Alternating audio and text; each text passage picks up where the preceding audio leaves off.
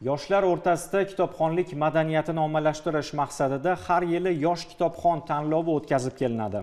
Ushbu tanlovning mahalla bosqichi Yashnobod tumani Fazogir mahallasidagi 226-umumta'lim maktabida tashkil qilindi. Tanlovda 10 yoshdan 30 yoshgacha bo'lgan yoshlar kitobxonlik bo'yicha bilim va qobiliyatlarini sinovdan o'tkazdi.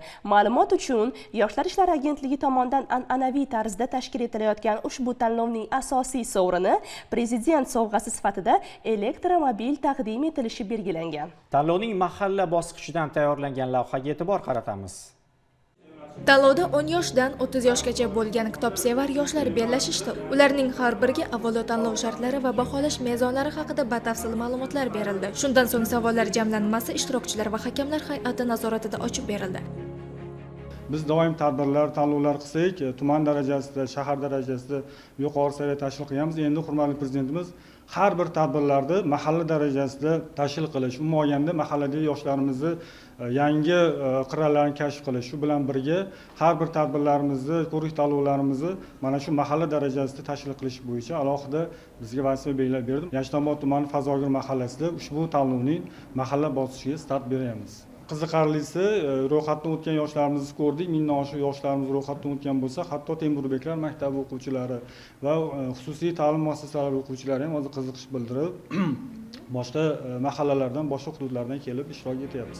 Tanlovda ishtirokchilar orasida tajribali kitobxonlar hamda ilk bor qatnashgan yoshlar ham bor.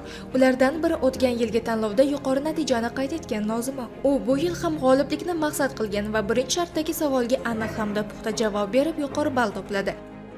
Men yosh kitobxon tanlovining bu yilgi bosqichida, mahalla bosqichida qatnashish uchun keldim. Bu tanlovga qatnashni aslida maktabda o'qib yurgan paytimda boshlaganman. O'qituvchilarim menga bu tanlovga qatnashishimga sababchi bo'lishgan va shundan beri har yili bu tanlovda qatnashib kelaman. Bu yil o'tgan yilga qilgan tayyorgarliklarimni xulosa olgan holda bu yil yanada ko'proq, yanada qattiqroq tayyorgarlik ko'ryapman, chunki bu yil maqsadlarim o'tgan yilgidan ham kattaroq.